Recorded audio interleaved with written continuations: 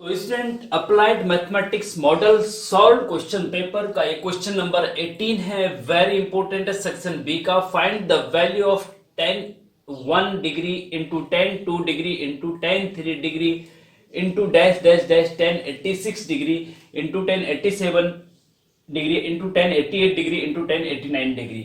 मतलब इन सभी tan की डिग्रियों का मल्टीप्लाई करके आंसर निकालना है कि क्या होगा। तो tan दिखने से आपको स्पष्ट हो जाता है कि ये ट्रिग्नोमेट्री का त्रिकोणमिति का क्वेश्चन है। तो कैसे सॉल्व करेंगे इसमें, देखिए जरा वीडियो को थोड़ी देर पॉज करके आप अपना दिमाग लगाने की कोशिश करिए थोड़ी देर कि कैसे किया जाए इसको, क्योंकि tan 1 डिग्री का मान हमें पता नहीं है, tan 2 डिग्री का भी नहीं, tan 3 डिग्री का भी नहीं, tan 86 का भी। हमारे पास जो हमें पता होता है मोस्टली वो 0 डिग्री, 30 डिग्री, 45 डिग्री, 60 डिग्री और 90 डिग्री का होता है। तो क्या किया जाए इसमें, देखिए अब इसमें थोड़ा सा सोचने वाली बात यह है स्टूडेंट, हमें करना क्या है। देखिए जरा हम करते हैं तो आपको आइडिया आएगा कि क्या करना है। इससे आगे वाला स्टेप इज इक्वल टू ये tan 1 डिग्री, 2 डिग्री, 3 डिग्री का एज इट इज रहने दीजिए। tan 86 से थोड़ा चेंज लाएंगे। क्या चेंज लाएंगे देखिएगा, हाँ, tan 1 degree into tan 2 degree into tan 3 degree into dash dash dash dash. अब देखिए tan 86 डिग्री है ना, जो इसको आप लिख सकते हैं, क्या आप इसको ऐसा लिख सकते हैं, tan 90 degree minus 4 degree, tan 90 minus 4, 90 degree में से 4 डिग्री माइनस करेंगे तो 86 डिग्री ही बचेगा ना। तो इसको आप ऐसा लिख सकते हैं, मैंने कहने का मतलब ये, ठीक है, इनटू tan 87 डिग्री को आप लिख सकते हैं tan 90 minus 3 degree, okay, into tan 88 को लिख सकते हैं tan 90 minus 2 degree, into tan 89 को आप लिख सकते हैं tan 90 माइनस 1 डिग्री, ओके। तो इस प्रकार से इसको लिख सकते हैं। अब देखिए आगे देखिए, is equal to tan 1 degree as it is into tan 2 degree as it is into tan 3 degree as it is into dash dash dash. अब देखिए स्टूडेंट, इसमें tan 90 माइनस थीटा बराबर क्या होता है आपको पता होना चाहिए। tan 90 माइनस थीटा बराबर होता है cot थीटा। अगर ये नहीं है पता तो हमने ट्रिग्नोमेट्री के 8 इंपोर्टेंट लेक्चर बहुत अच्छे से बना के आपके maths Guruji and Notiyal channel पे अपलोड करे हुए हैं। आप प्लेलिस्ट में जाके एक एक लेक्चर को क्रम से देखेंगे तो बहुत मजा आएगा, सब कुछ समझ में आएगा। अगर ये चीजें आपको पता नहीं है, आपने अगर देखे नहीं, और डिस्क्रिप्शन में भी हम लिंक दे देंगे, वहां जाके आप देख लीजिएगा। पहले इसको समझने की कोशिश करते हैं, ठीक है। Into tan 90 minus 4 degree is equal to हो जाएगा cot 4 डिग्री, ठीक है जी, cot 4 डिग्री इंटू ये हो जाएगा cot 3 डिग्री इसकी हेल्प से, ठीक है ना, इंटू ये हो जाएगा cot 2 डिग्री इंटू ये हो जाएगा cot 1 डिग्री, ओके। अच्छा अब देखिए tan 1 degree into tan 2 degree into tan 3 degree into dash dash dash. अब देखो cot 4 डिग्री को 1 अपॉन tan 4 डिग्री लिख सकते हैं कि नहीं बताइए। cot का उल्टा tan होता है ना, tan थीटा बराबर 1 अपॉन cot थीटा होता है, और cot थीटा बराबर 1 अपॉन tan थीटा होता है। ट्रिग्नोमेट्री के डिटेल लेक्चर में हम ये बता चुके हैं, ठीक है। तो tan 4 डिग्री को 1 upon tan 4 degree, cot 4 degree को 1 अपॉन tan 4 डिग्री लिख सकते हैं, इनटू cot 3 डिग्री को 1 अपॉन tan 3 डिग्री लिख सकते हैं, ओके। 1 अपॉन cot 2 डिग्री को 1 अपॉन tan 2 डिग्री लिख सकते हैं, इनटू cot 1 डिग्री को 1 अपॉन tan 1 डिग्री लिख सकते हैं। अब देखिएगा tan 1 डिग्री यहाँ नीचे है, यहाँ ऊपर है, इससे ये कट जाएगा। tan 2 डिग्री से tan 2 डिग्री ऊपर नीचे है ना, इससे ये कट जाएगा। और इसके tan 3 डिग्री के आगे क्या होगा, tan 4 डिग्री होगा, क्योंकि बीच में डैश डैश, तो उससे ये कट जाएगा। तो ऐसे करते करते स्टूडेंट 1 2 3 4 और tan 44 तक, और यहाँ पे भी 1 अपॉन tan 44 तक कटते जाएंगे। 1 से लेकर 44 तक tan यहाँ पे होंगे, और 1 से लेकर 46 तक 44, 1 से यहां से लेकर उल्टा चलेंगे तो 44 आ जाएगा। 1 से लेकर 44 तक अपॉन में यहाँ पे होंगे। तो बीच का जो बचेगा स्टूडेंट यहाँ tan 45, सारे कटने के बाद जो बचेगा हमारे पास tan 45 डिग्री बचेगा। आप चाहो तो देख लीजिएगा अपने हिसाब से, और सारे कट जाएंगे, केवल tan 45 बचेगा। ध्यान दीजिए, वेरी इंपॉर्टेंट, ठीक है। अब tan 45 का मान आपको पता है कि 1 होता है और आपका आंसर ये आ जाएगा। तो इस प्रकार से इसको सॉल्व करना है, थोड़ा सा ट्रिक लगानी है, थोड़ा सा सोचना है, तो आसानी से हो जाएगा। वेरी इंपॉर्टेंट है, 6 मार्क्स का आता है स्टूडेंट। हम इससे पहले इस मॉडल क्वेश्चन पेपर के इससे पहले हमने 3 पार्ट ऑलरेडी अपलोड कर चुके हैं। एक क्वेश्चन नंबर 1 से लेकर 17 तक, ये क्वेश्चन नंबर 18 है। अब हम बताते हैं सेक्शन बी का लास्ट क्वेश्चन, क्वेश्चन नंबर 19। फिर क्वेश्चन नंबर 20 से सेक्शन सी चलेगा, जिसमें कि 10 मार्क्स के आते हैं। इसमें 6 मार्क्स का क्वेश्चन है, सॉरी हाँ 6 मार्क्स का क्वेश्चन है, और 7 क्वेश्चन में से 5 आपको अटेम्प्ट करने होते हैं। 30 मार्क्स का टोटल आता है, ठीक है।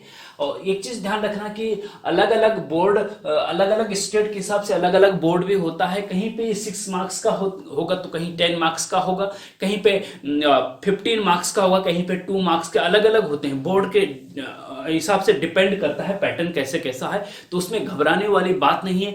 कई स्टूडेंट क्या करते हैं कि सर आपने तो 6 मार्क्स का बताया है, जो हमारे पास पेपर है वो 6 मार्क्स का आ ही रहा, लेकिन उसमें घबराने वाली बात नहीं स्टूडेंट। आपके स्टेट के सिलेबस के अनुसार आप हमारे वीडियो लेक्चर देखिए। जिस प्रकार से आप अपना सिलेबस देखिए, और सिलेबस में अगर आपके मान लीजिए सिलेबस में आपकी ट्रिग्नोमेट्री है तो इस क्वेश्चन को आप देखिए, और आपके सिलेबस में ट्रिग्नोमेट्री नहीं है तो मत देखिए, ठीक है। जो आपके सिलेबस में है वो वीडियो लेक्चर जो हमने डिटेल में बता रखे हैं वो हमारे आप प्लेलिस्ट में जाके देख सकते हैं, जो आपके सिलेबस में है। और क्वेश्चन पेपर भी जो हम सॉल्व करते हैं जो आपके सिलेबस में, उसको आप देखिए, ठीक है ना। तो इसमें घबराने वाली बात नहीं है। तो अब चलते हैं स्टूडेंट क्वेश्चन नंबर 19 पे, जो कि सेक्शन बी का लास्ट क्वेश्चन है। तो स्टूडेंट क्वेश्चन नंबर 19 ये सेक्शन बी का लास्ट क्वेश्चन है, वेरी इंपॉर्टेंट है। 2 + 3 आयोटा की होल पावर 2 का मापांक और कोणांक ज्ञात कीजिए। तो आयोटा दिखते ही स्टूडेंट आपको पता चल जाना चाहिए कि ये क्वेश्चन जो है कॉम्प्लेक्स नंबर का है, सम्मिश्र संख्या का है। और आपको हमने डिटेल लेक्चर बता रखे हैं कि कॉम्प्लेक्स नंबर में सारे के सारे लेक्चर अपलोड हैं। आप कॉम्प्लेक्स नंबर के प्लेलिस्ट में जाके देखेंगे तो डिटेल में आप समझ सकते हैं कि मापांक क्या होता है, कोणांक क्या होता है। मापांक को अंग्रेजी में मॉडुलस कहते हैं और कोणांक को अंग्रेजी में आर्गुमेंट कहते हैं, ठीक है। तो इस कॉम्प्लेक्स नंबर का मापांक भी निकालना है और कोणांक भी निकालना है, तो कैसे निकालेंगे, वेरी इंपॉर्टेंट है, ठीक है। तो स्टूडेंट सबसे पहली बात तो ये है कि जो ये कॉम्प्लेक्स नंबर दे रखा है ना, ये जनरल फॉर्म में नहीं है, क्योंकि इसका होल स्क्वायर है। अगर सिंपल 2 + 3 आयोटा होता तो वो जनरल फॉर्म मानी जाती है। जनरल फॉर्म कॉम्प्लेक्स नंबर की a + आयोटा b होती है। अगर इसका होल स्क्वायर है या कुछ और टाइप में इसके अलावा कुछ चेंज है तो वो जनरल फॉर्म नहीं मानी जाती है। तो कॉम्प्लेक्स नंबर का मापांक और कोणांक निकालने के लिए सबसे पहले जनरल फॉर्म में चेंज करना होगा, मतलब जो इसका स्क्वायर है उसको हटाना होगा। कैसे हटेगा देखिए, आपको पता है कि 2 + 3 आयोटा है ना, इसको z मान लो, हाँ z = जेड से डिनोट करते थे ना, लेट z = 2 + 3 आयोटा का होल स्क्वायर, ठीक है। अब होल स्क्वायर खोल दीजिए, a + b का होल स्क्वायर लगाइए, तो a का स्क्वायर + b का, 2 का स्क्वायर कितना होता है 4 + 3 आयोटा का स्क्वायर, मतलब 3 का स्क्वायर 9 और आयोटा स्क्वायर, ठीक है। फिर प्लस 2ab 2 दूने 4, ये 12 आयोटा, ठीक है। तो ये हो जाएगा भाई, चलो इसको और आगे करते हैं। 4 आयोटा स्क्वायर की वैल्यू -1 होती है स्टूडेंट, ये पता आपको होना चाहिए। हम बता चुके हैं पहले कि आयोटा तो आपका रूट -1 होता है, आयोटा स्क्वायर आपका -1 होता है, आयोटा क्यूब आपका माइनस आयोटा होता है, और आयोटा की पावर 4 अपना 1 होता है। ये आपको याद रखने हैं और हम डिटेल लेक्चर में भी बता चुके हैं। और आयोटा स्क्वायर -1 होता है तो ये -9 हो जाएगा और +12 आयोटा हो जाएगा, ठीक है जी। तो एम्प्लाइज z = हो जाएगा 4 में से 9 घटा दीजिए तो माइनस का 5 आएगा और प्लस का 12 आयोटा आएगा। ठीक है जी। अब ये जनरल फॉर्म में आ गए, ए प्लस आयोटा बी, ए की जगह -5 है, बी की जगह 12 है, तो ए प्लस आयोटा बी के फॉर्म में ये आ गया है, जनरल फॉर्म में आ गया। अब इसका मापांक और कोणांक ज्ञात करेंगे। मापांक बहुत इजी है स्टूडेंट। मापांक देयरफॉर मॉड जेड, देखो मॉड जेड का मतलब होता है इस कॉम्प्लेक्स नंबर का मापांक, मॉड जेड से डिनोट करते हैं। मॉडुलस ऑफ जेड मींस इस कॉम्प्लेक्स नंबर का मॉडुलस, और वो होता है स्टूडेंट मॉड। देखिए अगर ए प्लस आयोटा बी है ना तो मॉड जेड बराबर, अगर जेड इक्वल टू ए है तो मॉड जेड बराबर होता है अंडर रूट ए का स्क्वायर प्लस बी का स्क्वायर। ये होता है मापांक, याद रखेंगे इसको। डिटेल लेक्चर तो हम बता चुके हैं, डिस्क्रिप्शन में लिंक भी दे देंगे इस क्वेश्चन के सामने, आप देख लीजिएगा। लेकिन यहां समझने की कोशिश करिए कि ए स्क्वायर प्लस बी स्क्वायर मतलब रियल पार्ट का स्क्वायर प्लस इमेजिनरी पार्ट का स्क्वायर, आयोटा नहीं शामिल करेंगे। ठीक है, जो रियल पार्ट है ए और इमेजिनरी पार्ट मतलब आई के साथ जो नंबर है उसका स्क्वायर और उसका रूट लगा देंगे। तो यहाँ पे अंडर रूट ए स्क्वायर प्लस बी स्क्वायर क्या होगा, ए की जगह यहाँ पे -5 है, क्या है ए की जगह पे -5 है, और बी की जगह पे यहाँ पे क्या है 12 है स्टूडेंट। ठीक है, तो -5 का स्क्वायर प्लस 12 का square is equal to under root -5 का स्क्वायर 25 होता है प्लस 12 का स्क्वायर 144 होता है, अंडर रूट ये हो जाएगा 169, और 169 mod Z is equal to 169 का स्क्वायर रूट क्या होता है 13 होता है, तो 13 आपका आंसर आ जाएगा। ठीक है जी, तो मापांक तो आ गया है इसका। अब हमें कोणांक निकालना है। कोणांक कैसे निकलेगा, देखिए स्टूडेंट, कोणांक के हम बहुत डिटेल लेक्चर हमने बता रखा है। अगर आपको अभी तक भी कोणांक के बारे में डिटेल जानकारी नहीं तो डिस्क्रिप्शन में लिंक दे देंगे, कॉम्प्लेक्स नंबर के डिटेल लेक्चर कोणांक वाला देख लीजिएगा। लेकिन यहां पे देखिए कोणांक कैसे निकालते हैं। देखिए कोणांक का मतलब होता है कि जो कॉम्प्लेक्स नंबर है, कॉम्प्लेक्स नंबर या तो फर्स्ट क्वाड्रेंट में होगा या सेकंड में होगा या थर्ड में होगा, फोर्थ में होगा। ठीक है, फर्स्ट में होगा तो ये इस टाइप से होगा। फर्स्ट में जो कोणांक, देखो कोणांक को थीटा से डिनोट करते हैं, और थीटा बराबर अल्फा, जो भी अल्फा, और अल्फा बराबर होता है tan inverse mod y upon x। ये हम डिटेल लेक्चर में बता चुके हैं। ठीक है, अल्फा बराबर tan inverse mod y upon x होता है, बस और कुछ नहीं। मॉड y अपॉन x का मतलब कि x प्लस आयोटा y, अगर z इज इक्वल टू है ना तो y तो ये है और x ये है। ठीक है, अल्फा बराबर tan inverse mod y upon x होता है, ये याद रखना है। फर्स्ट क्वाड्रेंट में आर्गुमेंट निकाला तो अल्फा के बराबर होता है, सेकंड क्वाड्रेंट में आर्गुमेंट निकालना है थीटा तो होता है पाई माइनस अल्फा के, थर्ड क्वाड्रेंट में आर्गुमेंट तो थीटा से डिनोट करते हैं। ठीक है, तो इसमें निकालना है तो minus pi plus alpha, sorry minus pi plus alpha, और फोर्थ क्वाड्रेंट में आर्गुमेंट निकालना है तो माइनस अल्फा। और अल्फा आपको पता है कि tan inverse mod y upon x होता है, y अपॉन x मतलब y upon x, real imaginary part upon real part. बस अब यहां पे देखिए स्टूडेंट, यहां पे मॉड y अपॉन x की बात करें तो x प्लस आयोटा y की जगह यहां पे 12 है, ये a b मानो या x y मानो कोई दिक्कत नहीं, y की जगह पे यहां पे 12 है और x की जगह पे यहां पे -5 है। तो देयरफॉर सेकेंड चीज हम निकाल रहे हैं, आप क्या करेंगे कि अल्फा निकालेंगे सबसे पहले। अल्फा बराबर होता है student tan inverse mod y upon x। Detail lecture में हम इसको बता चुके हैं। tan इनवर्स मॉड y की जगह पे 12 है अपॉन -5, x की जगह पे y, x plus iota y होता है ना, तो y की जगह पे 12 है और x की जगह पे -5 है। ठीक है, समझ गए। अच्छा, तो ये हो जाएगा tan inverse 12 upon 15, sorry 12 upon 5। क्यों, मॉड से क्या होता है, जो नेगेटिव वैल्यू होती है पॉजिटिव हो जाती है, तो मॉड हट जाता है, फिर ये इसको उसने पॉजिटिव कर दिया, -5 की जगह +5 आ गया, तो ये आपका अल्फा आ गया। ठीक है, now argument of Z is equal to होता है थीटा, और ये कौन से क्वाड्रेंट में ये देखना पड़ेगा। देखिए स्टूडेंट कि इसका जो फर्स्ट वाला पार्ट है ना ये नेगेटिव है और सेकंड वाला पॉजिटिव है, तो x इधर नेगेटिव होता है और y, पहले वाला x होता है दूसरे वाला y होता है, ये x x पॉजिटिव इधर होता है, x नेगेटिव इधर होता है, y पॉजिटिव इधर होता है, y नेगेटिव इधर होता है। तो y negative sorry x negative है, x नेगेटिव है तो मतलब इधर होगा, और y पॉजिटिव है तो मतलब ऊपर होगा।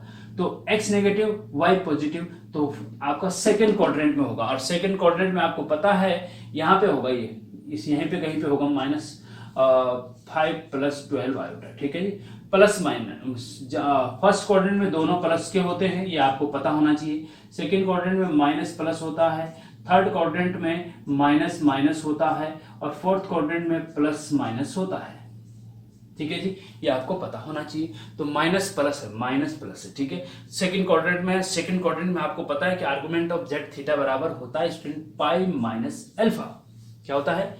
पाई माइनस अल्फा, और पाई की जगह पे पाई रहेगा, माइनस अल्फा की जगह पे आपको पता है, क्योंकि इसकी एग्जैक्ट वैल्यू तो आएगी नहीं, लेकिन इसलिए tan इनवर्स 12/5 ही रख दीजिए, यही आपका आंसर हो जाएगा, ठीक है स्टूडेंट। अगर यहाँ पे 1 आता tan इनवर्स 1, ठीक है, तो tan इनवर्स 1 की वैल्यू 40π/4 होती है, 45 डिग्री, हाँ, क्योंकि tan 45 डिग्री का मान 1 होता है ना, तो tan इनवर्स 1 = 45/4 होता है। लेकिन यहाँ पे ऐसा कुछ बन नहीं रहा, तो आप एज इट इज इसी को लिख देंगे, तो ये आपका आंसर आ जाएगा, ठीक है। इस प्रकार से स्टूडेंट आर्गुमेंट ऑफ जेड निकालेंगे, मॉडुलस ऑफ जेड निकालेंगे, और आपके 10 मार्क्स या 6 मार्क्स जो भी आपके एग्जाम में आएगा उसके अनुसार आपका कंफर्म हो जाएगा।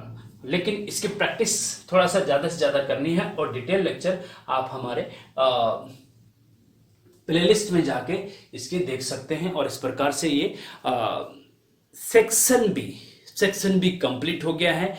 नेक्स्ट लेक्चर में हम आपको लेके आएंगे सेक्शन सी में भी 7 क्वेश्चन पूछे आते हैं, उसमें से 5 क्वेश्चन आपको अटेम्प्ट करने होते हैं। एक क्वेश्चन 10 मार्क्स का है।